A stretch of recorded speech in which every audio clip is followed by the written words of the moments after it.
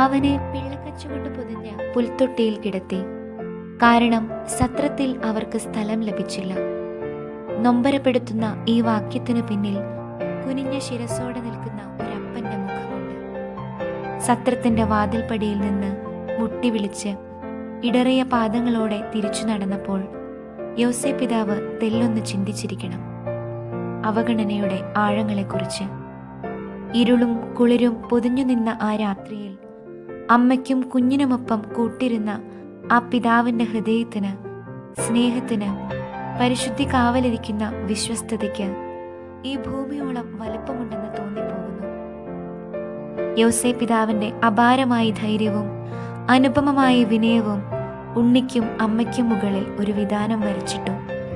ഈ നല്ല അപ്പനെ പോലെ ആത്മത്യാഗം കൊണ്ട് ഉണ്ണിക്ക് പിറക്കാൻ ഇടങ്ങളൊരുക്കാം.